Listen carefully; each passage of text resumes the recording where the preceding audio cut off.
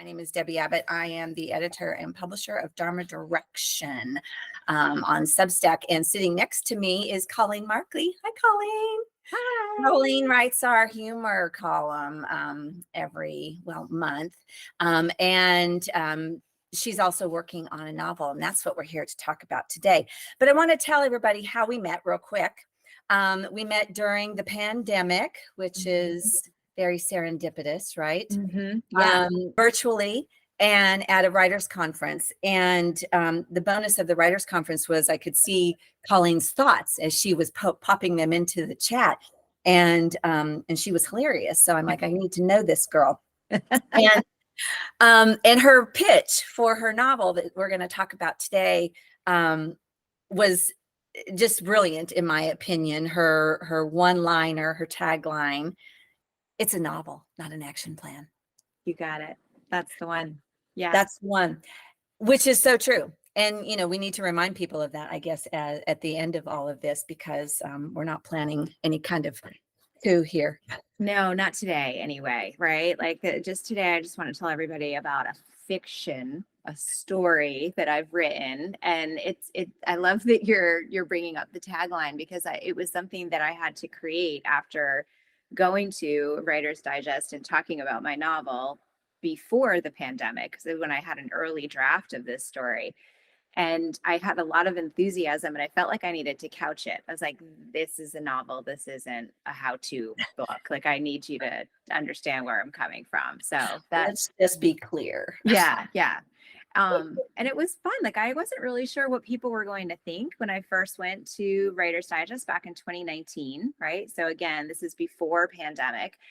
And I had written a novel about a pandemic virus and the end of the world, where only the women survive. And that response that I got from people was so much excitement and enthusiasm. There were some people that were a little concerned and skeptical. And I think that's where, that humor training that I have started coming in to make people feel comfortable with the idea of a really big, high concept idea like this. I'm always collecting quotes about humor. One of my other favorite ones is about from E.B. White, who had written Charlotte's Web, and said, something about trying to dissect humor and understand how it works is like dissecting a frog. No one's interested, and it doesn't work out for the frog, right? It's just yeah. That's so true. Awesome. Well, let's dive right into the backstory of this, because this is a big concept, and it's a little controversial. And I know that through your process of writing this, some people have warned you, oh my goodness, what are you doing here? Yes. So, so tell us about what it was, your big what if question that sparked the initial idea for LILITH Land. Did we say the name of the novel?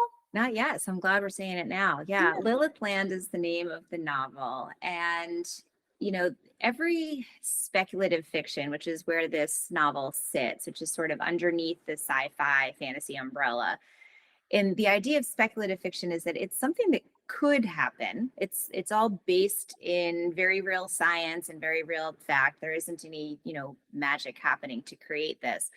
Part of this for me is that I have always loved reading dystopian fiction. I mean, the very first time I read a dystopian novel in school, where we were studying it, right? Because a lot of the time genre fiction doesn't get really studied in literature.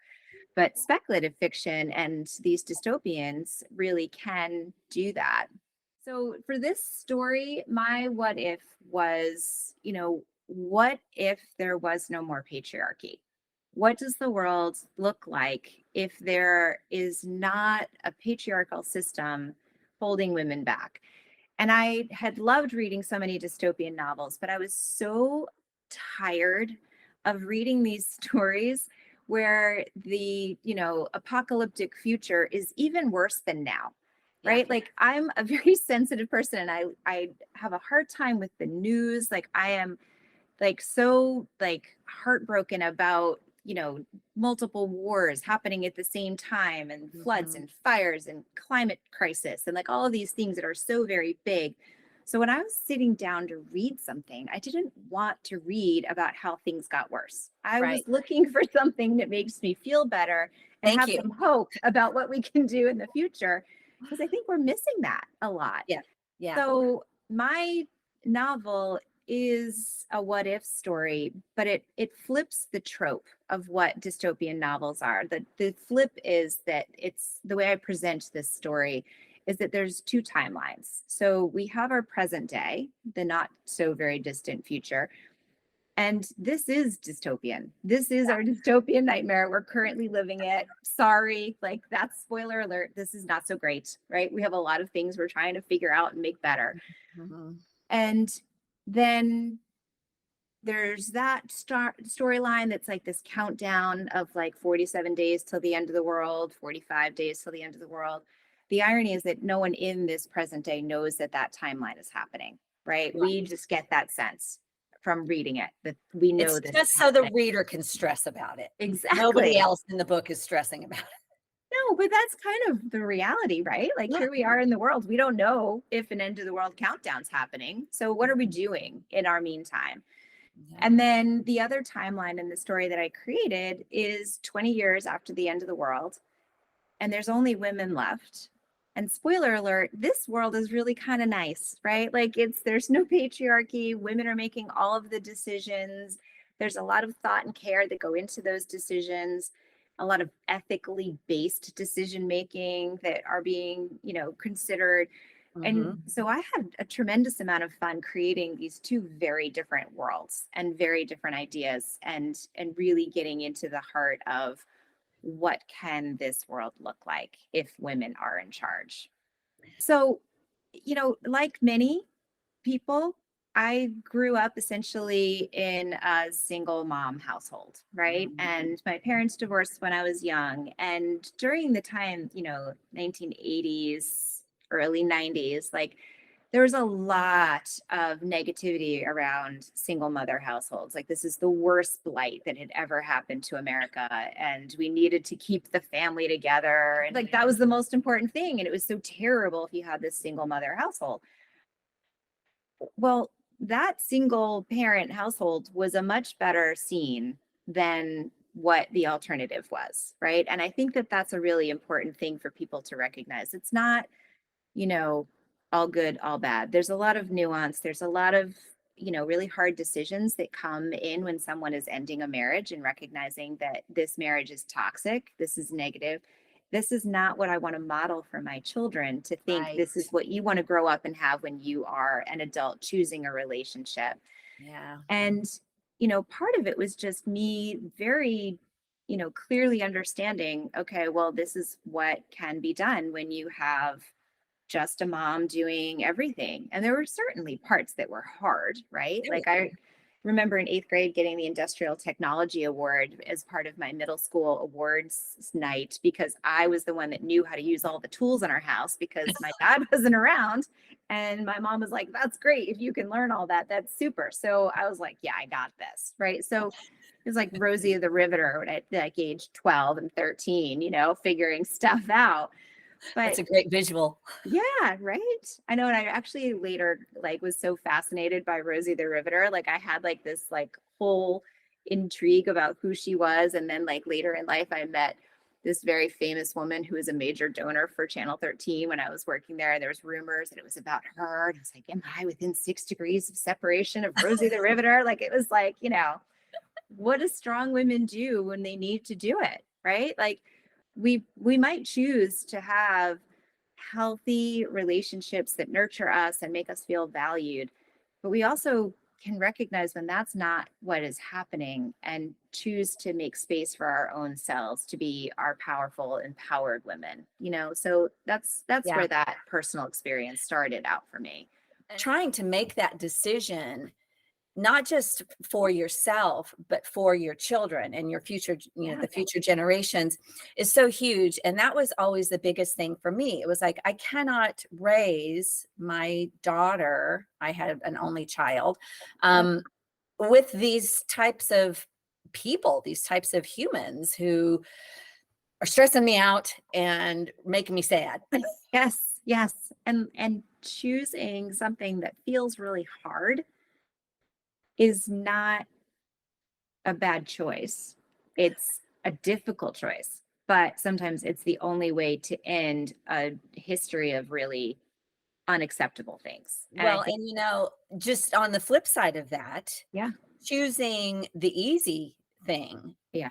we know is not always the path of the least resistance, is not the best way to go. No. Yes. And I think it looks like that in different layers, right? Like it's in our personal relationships where we see it, but it's also embedded into society. Like the way the world is created is not set up for women to have an easy time of life and raising a family and having a career and trying to multitask all of these things. We wind up with the burden of all of it rather than having that shared partnership with our spouses, with our partners, with the way that our employment works in the world.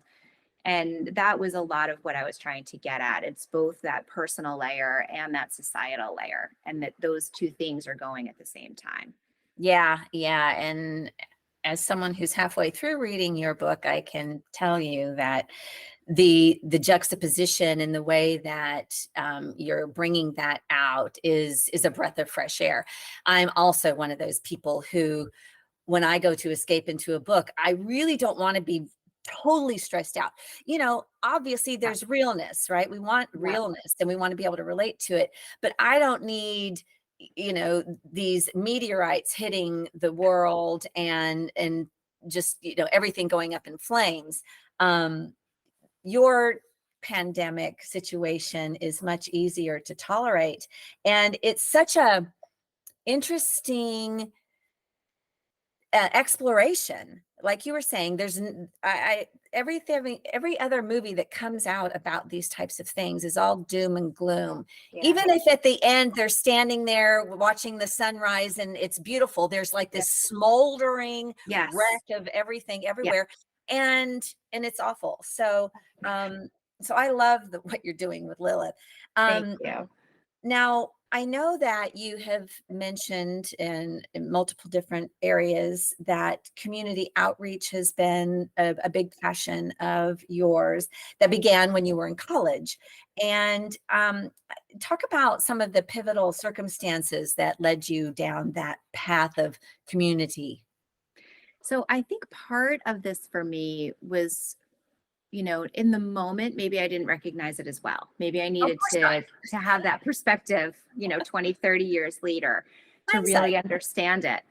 And I would not have gotten to college without other people making that possible, right? Like we did not have money growing up. That was not something that was fluid in our family. And I, remember applying to state schools and, you know, there's not a lot of extra money in state schools for them to give away because they say, oh, our tuition is low, you should go, it's fine.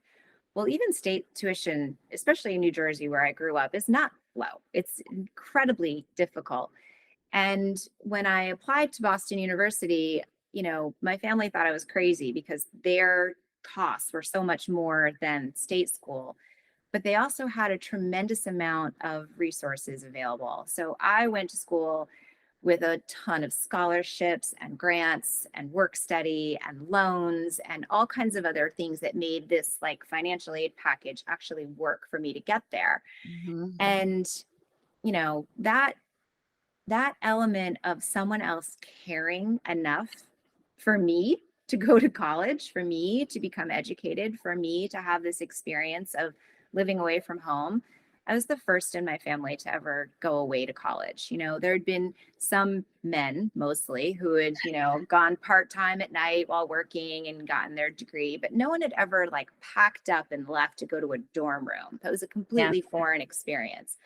And I wouldn't have gotten there unless there was a lot of other people that were helping to make that happen.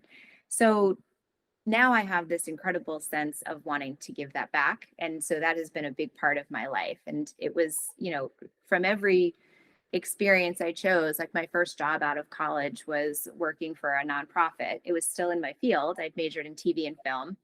And I worked at 13 WNET, which is New York City's public television Mhm. station.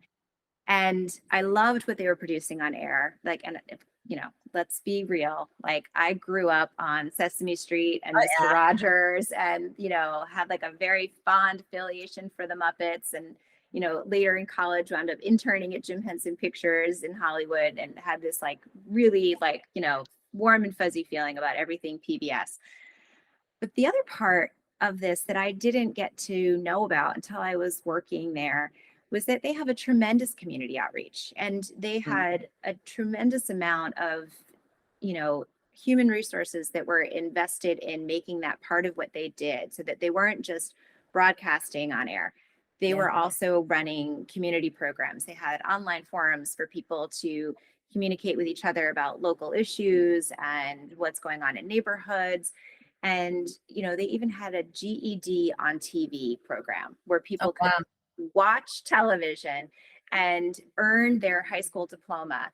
And every year we would have a graduation ceremony for people who would watch GED on TV and they would come to the station and we'd have this graduation ceremony. We even had Famous Amos from the Cookies come to do a speech one year because he had gotten a GED. And Oh, wow. this amount of care that is given for others that recognize you might not have everything available to you. You might not have the resources that you need in order to get ahead, but there are people in the world who care about you and want you to have this experience so you can be an educated, well-informed, productive member of society. And I'm like, Right. that to me is such a lovely, lovely gift. And that has been a mantra of mine. So I Well, really love that about the whole Lilith Land future world concept, that there is this consideration for making yourself a better human, making everybody a better human.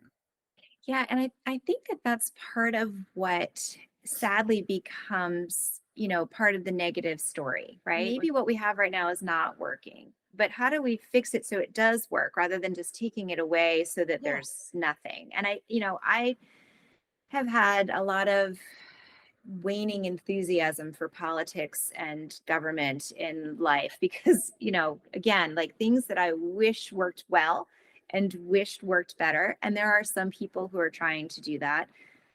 But there's also a really interesting view of, okay, well, what else is there? Like, what else could we think about that's different from everything we've been doing and what's working in other countries? Like I feel like that would be such a lovely idea if we could all be like, okay, here's our best idea. And we have like a little world vote where we all get to say, like, here's the best thing our country came up with to help people. And it works great. And here's how you too can do this. And like, to me, that would be so much more fun than like the World Series or the Super Bowl, like where we were just competing about sports. Like to me, like maybe we can be a little bit more vocal and sharing airtime with things that are feeling really important and not just making money. Yeah, and I think that, the big part of that is again, understanding what the main goal is, Yeah. and pulling out all of whatever motivation, whether it's money, ego, success, recognition, power, all of those things, and it truly just being about how do we create a better world? How Yeah. do we help each other? How do Yeah. we, give each other a leg up or hand up or whatever it is? Yeah. So Lilith Land really gets into all of the things that are possible. And I know you dug way back in history too for some of this, I did. I and did. just what's happening in other countries now. Yeah. And I think that that is part of what was really fun about researching this. Like, I was like, okay, if I'm going to create a new world, there's a true element about world building. And I think there's so much that's interesting about the way we build worlds in novels, whether it's science fiction or historical novels, right? You still are creating an expectation about what's happening.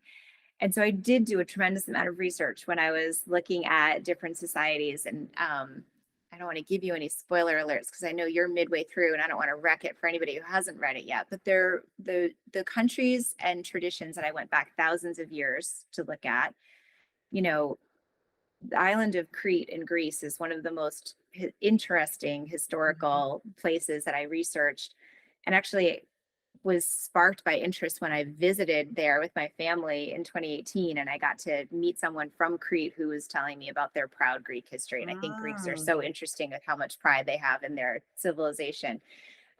So that had a major role in informing what that balance would look like as you're trying to figure out how to build a new society that's going to be rooted in peace and kindness and spirituality and all of that stuff. Now, when you were in Greece, had you started working on the book yet? I had just started. I had Okay. just started. And so as I was telling this lovely woman that I met there about it, she was reminding me about Lysistrata, which was a story that I had read in college and had completely forgotten about. Where the idea of that is that basically all of the women go on strike and tell their men, you need to stop warring. We're tired of all of these wars and violence. We're not sleeping with you anymore until you stop it. Thousands of years, women have been like, please stop having wars. We're going on strike. We can't do this anymore. Like our tolerance has not changed. It has been No. an intolerable situation. If you think about the wars that are being waged right now, the people in charge of those decisions are men.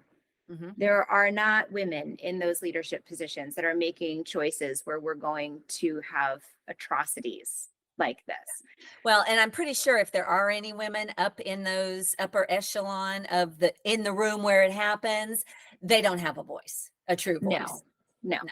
there's not enough women to have that voice. And, one of the other things that I did when I was researching is go to every event, play, whatever I could find that was in this theme. And there's a lot out there, right? Like this was the summer of the Barbie movie, and there's a lot of people talking about what feminism looks like and what femininity looks like and how all of those things interplay with each other. But a few years back, I had gone to this play by Emily Mann called Gloria, A Life, where she talks about Gloria Steinem and the feminist movement and all of the other women of color who didn't get any recognition for being part of that movement. And they did these studies where they got groups of people together in a room, and they figured out that in order for women's voices to be heard, they needed to occupy 2/3 of the room. Oh, If it wow. was half and half, the men still dominated the conversation. But when you allowed there to be, more like 2/3 women, then all of a sudden we could have an equal amount of voice as the men, not even drowning them out, right? Just then it became equal. So Wow. that I think is something that's important to remember too. And again, that's another theme that I touch upon in the book is like how many women's voices need to be at the table before it starts to be heard. Well, okay, so we're at least 2 to 1, right? At least 2 to 1. Yeah. It must be about the testosterone. It's got to be. I don't know. I'm so curious about the science of that, right? Like this is a fascination that I have. And like every time someone asks me one of these questions, I'm like, ooh, that would be cool to study. And I'm not a scientist, Well, but I was just going to ask you. I'm like, I know you're not a sciencey person. And it's funny because I'm not really either. However, there are certain things about science that to me are just so fascinating. yes. I mean, stick me in a planetarium and I am just in heaven, Yeah. literally. Yeah. I mean, Yeah. I love it. How did you feel going into this book, knowing what you were going to have to do Yeah. Well, research wise? incredibly intimidated. Like I knew I wanted to tell a story. I knew that I had a story in here where I wanted to really dive into these characters, and some of the characters that were, birthing themselves in my brain as I was coming up with these ideas were scientific women. And I'm like, gosh, it's really nice to meet you, but I don't know anything about your world and I need to do some more research. So I spent a lot of time in that space. And I started writing in 2018. I had started researching in 2016 and 2017. So I did a year or two of really researching and reading. I mean, I have an entire shelf of books that I read before I wrote mine. Yeah. And it's about 2/3 nonfiction to 1/3 fiction, which I thought was interesting. But I did not do well in science when I was Yeah. in school. That was not a place I was. I would love to, use some of that hindsight to figure out like, okay, well, maybe this was a child who had inattentive ADD, which again, in girls was not ever We discussed. didn't know about that. We know Nobody this knew now. about that. No, we know now that if your daughter is struggling in math all of a sudden, right? Like had done well early in life, but in middle school starts to fall apart, that's most likely inattentive ADD. And that's a really good time to go and get that diagnosed and come up with all of the support structures you need around that. I did not have that. So I needed to reteach myself a lot of things that I probably was taught earlier in life. But even the science had changed, right? Like 1990s biology is nothing like what we know now. And getting into really detailed concepts like CRISPR-Cas9 was like very intimidating for me. But For I saw anybody who that doesn't know what that is, real quickly, it is a gene editing designer software. So there's a really phenomenal amount of information that's out there, but the like very short version of this is the world now, again, remember speculative fiction, all of this is real. This is all completely possible with the science that we have in the world. We can gene edit a baby before it is born so that we can make that baby less likely to have disease or to have different genetic composition. So this is where we start talking about the ethical part of the science. designer babies. What is the world going to be like when we can design a baby to be exactly who we want it to be? And the science part of that was really hard, but I knew that I had some other skills in humor writing where I could create a space to alert you how to understand just enough science to appreciate the story. Because that was enough for me to be able to like, this is like the, 101 very quick version. And here you go. And now it's wrapped up in a nice little bow that is going to be readable because I didn't find science readable. I found science to be very inapproachable. And one of the goals I had was to make this something that if you already knew about it, you'd still be like, oh, cool, this is what we're talking about.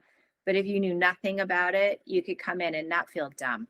Because I'm so tired of books that make me feel like I'm not that smart. Like I am a very intelligent person. Don't make it overcomplicated. I can overthink it on my own. Thank you very much. Yeah.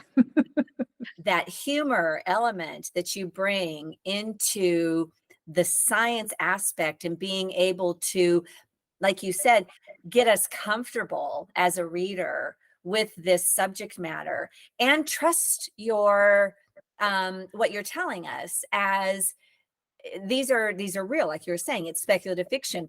We know this is a fictional story. It's a novel, not an action plan. Yeah. But at the same time, this is science and this is where we're at today. And it's kind of scary. Yeah.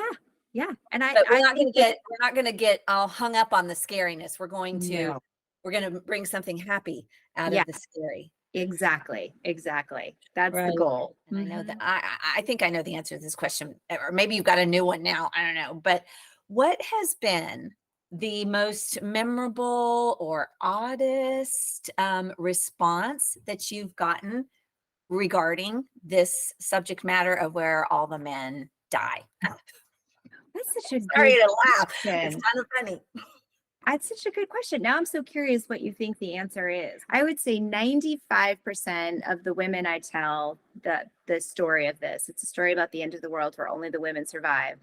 They're like, oh yes, please.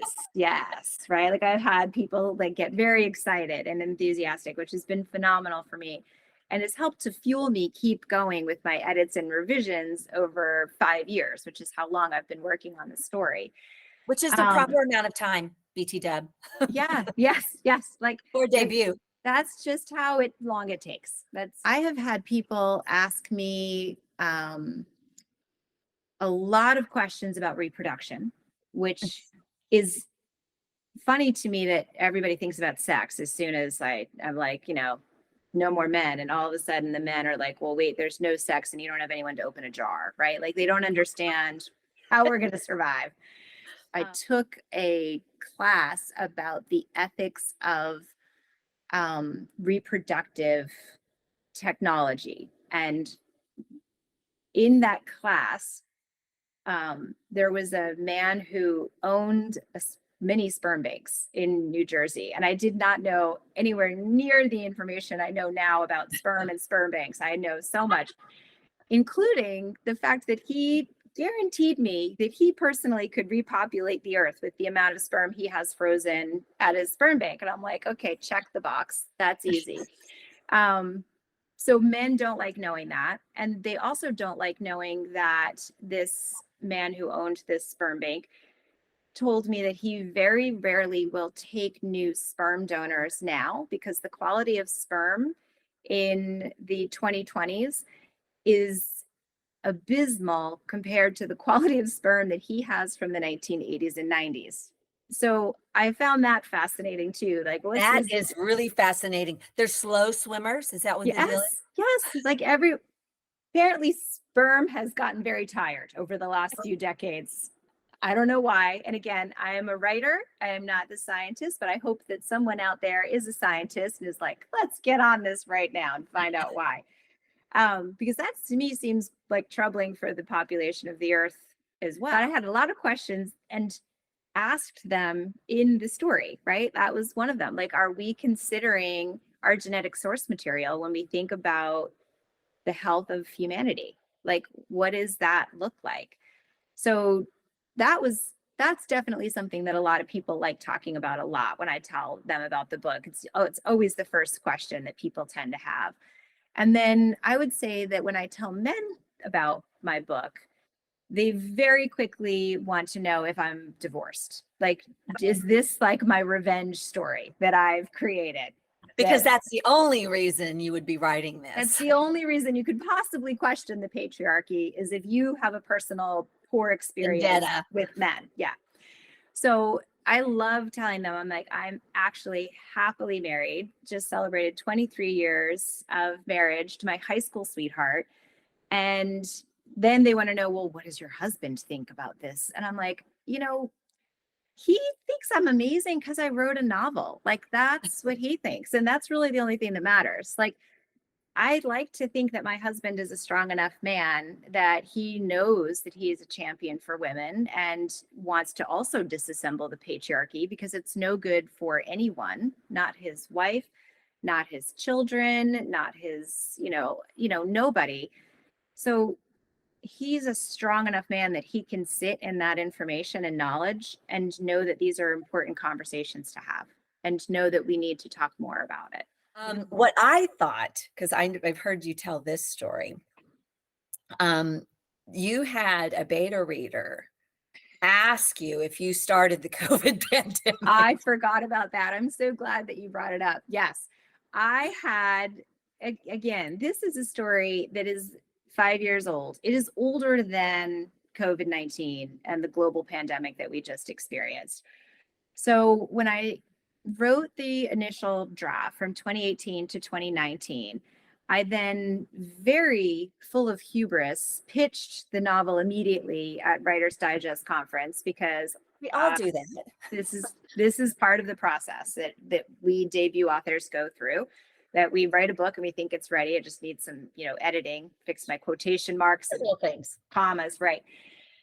And then we had a real pandemic, and I had given that early draft to some friends and friends of friends to be beta readers and to give me their feedback. And I had a list of questions. I'm like, do you find any parts of the story where you're drawn out, right? If you're thinking too much about a science thing that you don't understand, you're drawn out of the story. And I don't want you drawn out. I want to give you the information that you need in the moment that you need it. Right. So that was the purpose of the beta readers. But then we started hearing about this virus in the world that was coming for us. And there was everybody was rushing to just stock up on toilet paper and all kinds of, emotional, chaotic human things that we were doing. And then there were a couple of news reports early in the beginning that said that more men were dying from COVID than Oh, women. right. Yeah. And that was when I got an email from a beta reader, and she was so genuine and concerned, and she was so lovely. And she said, I just wanted to check in with you because you gave me the opportunity to read this book. And I don't know if you know something that I don't know about how things are going to go, but if there's anything you want me to know, I'm listening. And I was like, oh my gosh, that is really lovely that you were that immersed in my book and you think it's that real. I promise I did not intentionally witch up this. It was not a spell that I was trying to create to make it actually happen. And it was actually a big pain in the tuchus because I then needed to revise my entire novel to create a world where pandemic viruses have already happened recently. Right. And a lot of that research that I had done about, how do viruses replicate and how do we, what does that transmission look like? And, understanding that you're contagious for days before you're actually symptomatic, right? A delayed onset, all of those things. Those were terms that people became much more knowledgeable about. So I didn't need to have all that detail in there, and I needed to pull that out and then add in different layers about what we do know and what we do understand. Yeah. So that was all a lot My of training. question though for you is when when COVID-19 started happening, did you have a moment where you're like, oh crap, am I perfect? Yeah, I mean, gosh, did I think that I had prophesied the end of the world? I was hoping not, because I didn't actually want my novel to happen, right? Like I actually, like I just said, I actually really, adore my husband and other men in my life. And I like a lot of modern conveniences. Like I am not the heroine in my story. I'm a side character that recognizes that she would not make it in the apocalypse. Like she is. Now we've talked a lot about the concept of the book and Yes. how this all evolved. So what I would like you to do now is give us a little bit of, the people watching, who are the characters in the story? What are they about? What are they doing? Give us a little bit of that summary on the book. Thank you for reminding me to do that, because this is the kind of book that I get so excited talking about the ideas of it. And then there's the actual story and the characters. And those it's are a great very story. So. real people in my brain and in my life. So I'm so grateful to have a chance to talk about them. So as I think I mentioned earlier, I tell the story in two timelines. So there is our present day in the very near future, where we have experienced a couple of few, for maybe to borrow a phrase, pandemics, right? This is not our first rodeo. So Gretchen Huberton is a doctor who specializes in virology and waterborne illnesses. And she's been tasked to be a representative on a task force for Homeland Security to talk about what the threats are to our society. What are the things we need to know about? And she's making a pitch that our water treatment facilities are at risk. And she is teamed up with a friend of hers who's a computer data nerd who specializes in SCADA programming, SCADA. So which stands for something really important like supervisory control, blah, blah, blah. And it's the basic idea of it is that with all of the computer systems that we have in our world that are operating things for us, there are some that are basically like early AI, that they are running information and acting on our behalf. So at the water treatment systems, in our water treatment plants, they have software that's going and it automatically detects like, here's the water coming in and here's what it needs to do to make it healthy. And then it goes into our homes. And that's a very broad overview of how we keep our water safe. And you might have seen in the news a few times recently, there have been some hacks at some of the water treatment plants in our country. And this is a very real threat. It's scary. Unfortunately for Dr. Gretchen Huberton in my novel, no one is listening to her when she's talking about these threats. And there's indeed, only one of her. there's right. There's only one woman, and She has one woman friend and they're not listened to with lots of men. So, and this becomes then the basis for that timeline, that there is indeed a threat to the water supply. No one is listening.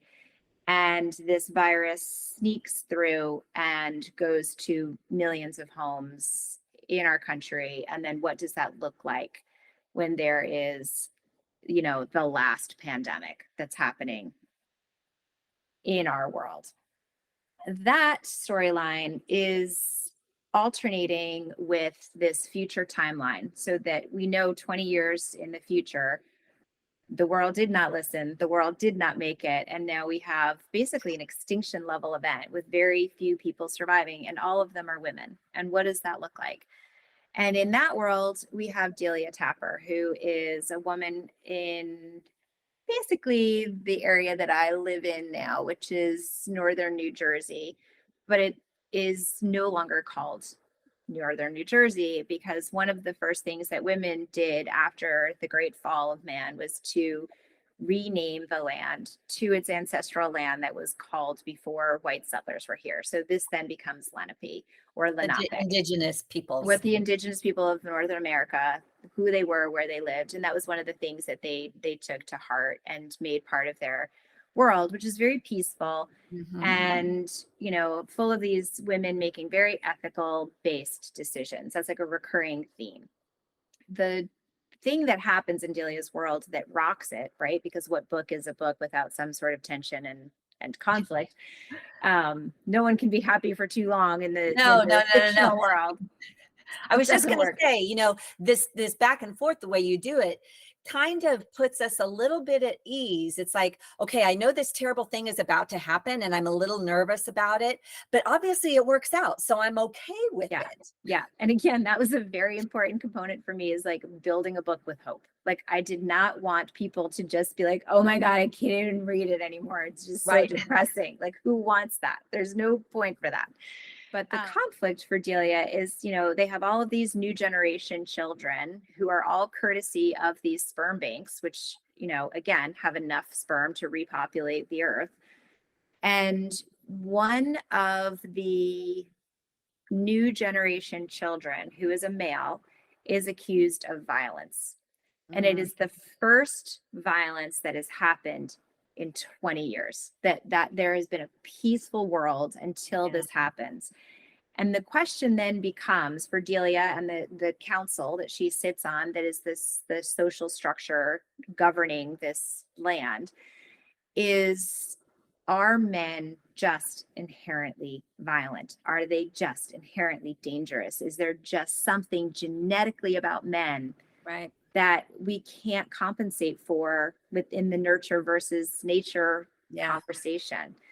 And so that then becomes a discussion that they're having very purposefully, very openly, doing a tremendous amount of research and interviews and conversation and diving again into the science to figure out, well, what is our reality? Can we have a peaceful world if there are men here, or do we need to just have females only? And what does that world look like?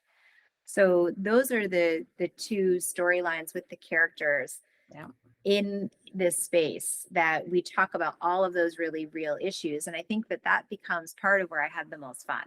Right? There's these big societal issues that we need to talk about, but also there's a whole lot of drama in our personal lives. And what does that look like when it's just me and my family sitting down at the end of the day? We don't see the rest of the world outside. We see our small family unit. And how does that world affect us? And how do we affect that world? And what does that interplay look like? Yeah. And I'll say again, you do such a great job with that dual timeline back and forth, because there's things that are happening in the before and the current day, and there's things that are happening afterwards that are so, linked. And it does give you that hope. It's like, oh, maybe there is a way to do this. Since I haven't finished it, obviously no spoiler alerts anyway, but I'm getting to the point now where I'm just like, oh my gosh, Oh my gosh. Oh my gosh. For in the before and the after. Yes. So again, applaud you on your brilliance with the way that you have come up with this storyline and woven it together over time.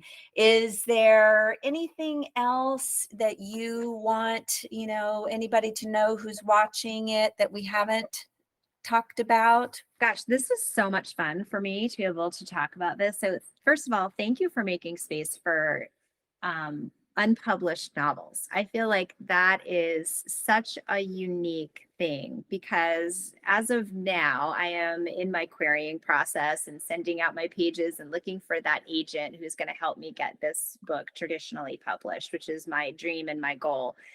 And having an opportunity to talk about it and to share my enthusiasm about this novel is such a treat. So thank you for being my first interview about Lilith Land before it's even out there. That's so much fun. Excited. And I think that for me, what I hope everyone knows and understands is that I intended this to be a conversation. I intended this to be the kind of story that you can read and have satisfaction from reading it. And hopefully you're at that space where the last third of the book, you're not going to want to put it down before you are finished with it so that you've got that satisfaction. But like part of what I dream about this story is letting people really reflect on what kind of world would they want to create for their own lives. Mm-hmm. Like when you think about it, if you could get rid of what's in your way and if you could then recreate something that is going to be more helpful, more sustainable, kinder, more patient, more full of love and kindness, like all of those things that we look for in life that we need, that we desperately need, and that the next generation needs, then what is it that we can do in our lives? Because I do love the parallels of like, I am an author of a story, but we're all the author of our own lives. And we all get to create whatever story we want. And if we don't like the way the last 100 pages went, well, let's change it up and let's do something new for the next 100 pages. So, well, speaking of the next thing, so what is the next thing after this? Obviously, you still have the mountain you're climbing with this one, yeah. but as writers, once we're done with the first one, we got to start on the next one. So what is the next one?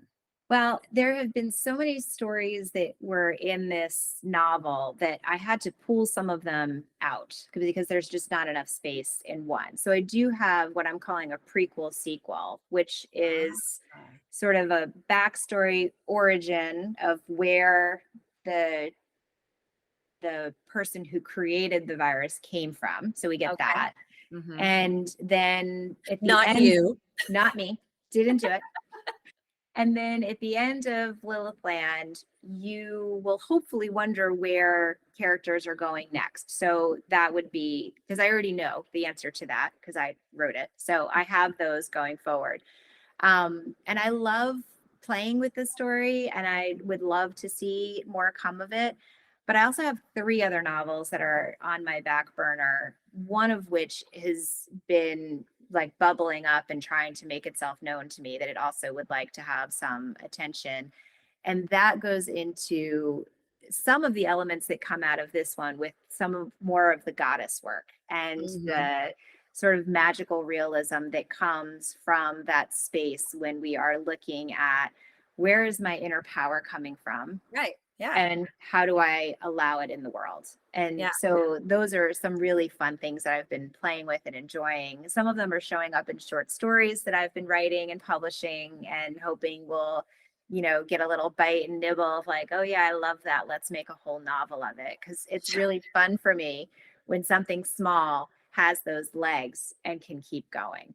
Thank you so much for having me. And thank you so much for being someone who's invested in my book and for making space for authors to talk. It's so fantastic. Well, I thank you for being on this journey with me. And I can't wait to see where else we go. I can't either. Thanks, Debbie.